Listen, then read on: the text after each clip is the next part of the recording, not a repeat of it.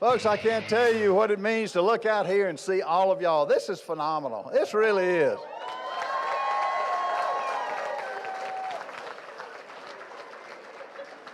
You know, you look out, this is what gives me hope for the future. Seeing all of y'all here, you could be anywhere. So I just want to thank you for coming out. We did win, which is great. It has been a good night, and I think it will continue throughout the night at every level. And I'm just so excited about Pete Nosel's win. Pete, where are you?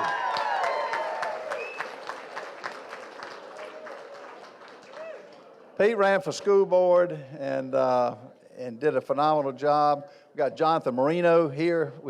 Jonathan, where are you?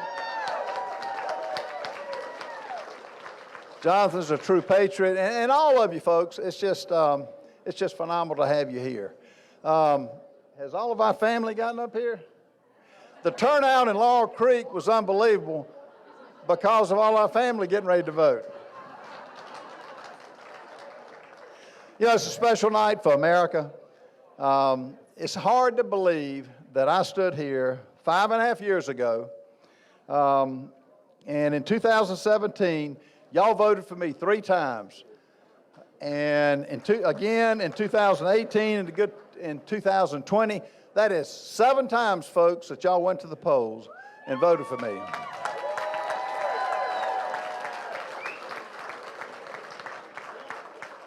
I can't tell you how much it means to our family and to every one of you here. I owe a tremendous amount of gratitude to Elaine.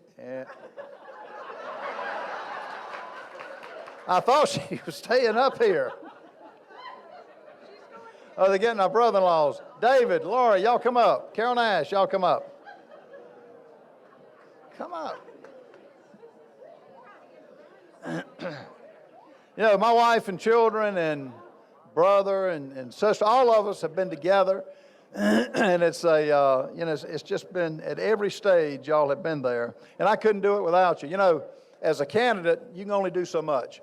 You depend on so many people who give their time, their tithe, and their talent, and this is why I serve, because we live in the greatest country of the world. Why people ask me all the time why I do this. I do this for them. I do this for you, because this is our future. And this is our contribution. Where's my office, my Washington staff and local staff? Joey, y'all come on up. Kinsey, y'all come on up.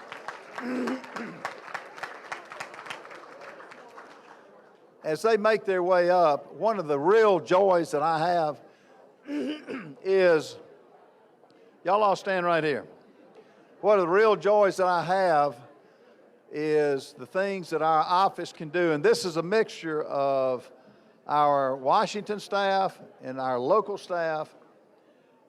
And whether it's Social Security benefits, whether it's Medicaid, Medicare, all of these people go to work. I don't have to worry when I'm in Washington, D.C. They go to work and they get a job done. And I just want to thank each and every one of you for what you do.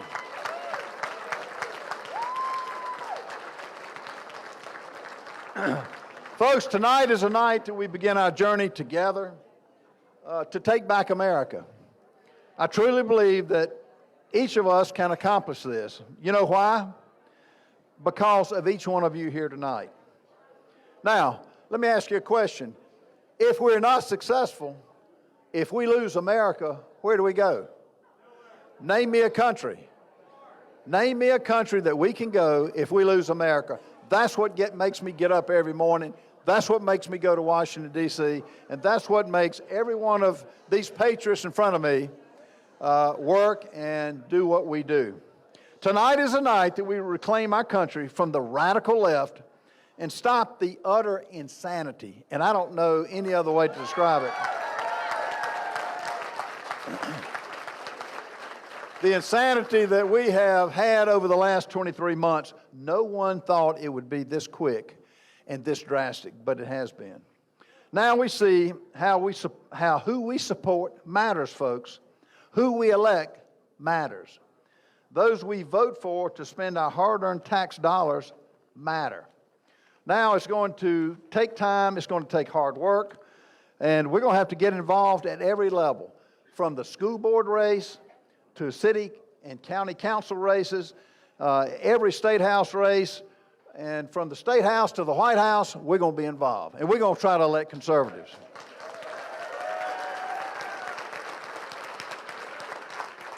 Now, people ask me all the time, what are our priorities? I'll tell you our priorities. Now's the time that we close our borders.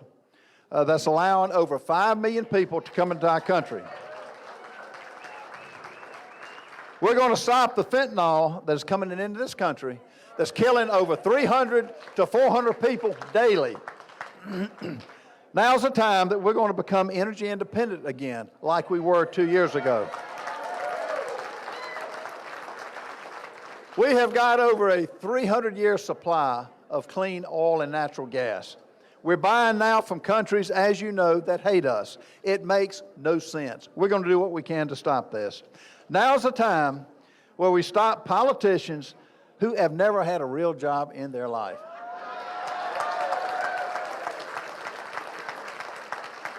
We're going to come up with a budget, not a 20-year budget, not a 25-year budget, but with a 5 to 6 year budget that balances. Folks, it's simple. You cannot spend more money than you make. You know, as I said, I didn't come to Congress to bankrupt America, and I'm not going to start now. We're going to fight, and we're going to do what we can to have our priorities in order and to accomplish them.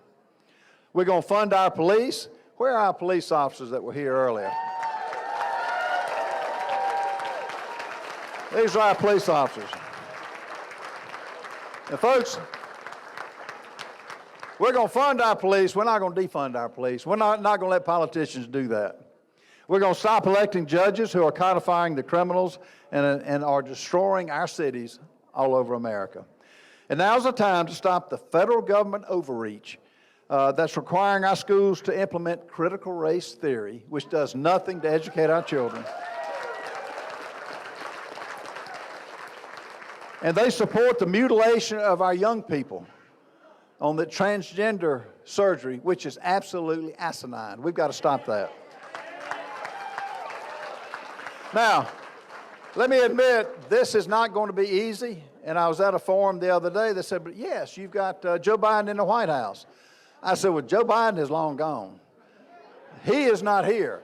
There is a cabal that's running this country. There's a cabal that's running this country that means to take it over and means to put us under a socialistic rule, which, folks, we're going to do everything we can to stop. Now,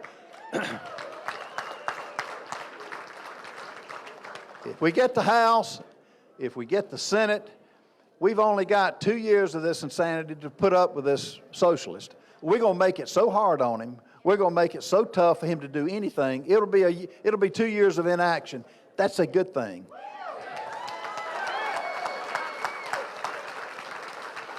Let me close with a quote by Winston Churchill, and I always love this quote. It's when Winston Churchill was under England was under the greatest stress.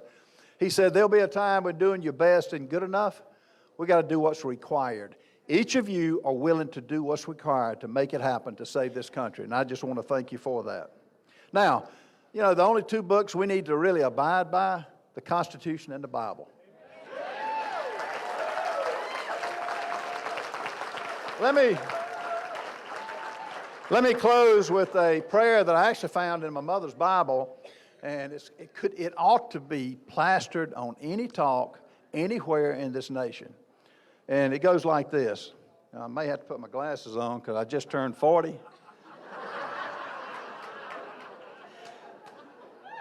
All right, it goes like this. Heavenly Father, we come before you today to ask for your forgiveness and to seek your direction and guidance. We know your word says, woe to those who call evil good, but that is exactly what we have done. We have lost our spiritual equilibrium, and we have reversed our values. We have exploited the poor, and we've called it the lottery. We have rewarded laziness and called it welfare. We have killed our unborn and called it choice. We have shot abortionists and called it justifiable. We have neglected to discipline our children and called it building self-esteem. We have abused power. We have called it politics. We have coveted our neighbor's possessions. We have called it ambition. We have polluted the air with profanity and pornography and called it freedom of expression. We have ridiculed the time-honored values of our forefathers and called it enlightenment. Search us, O God, and know our hearts today. Cleanse us from every sin and set us free.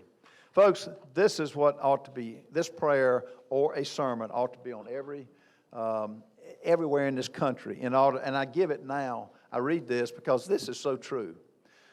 So, God bless each and every one of you. Thank you for coming here. Stay as long as you can. Help us save this country. It's time to fight, and I welcome the fight. God bless each and every one of you.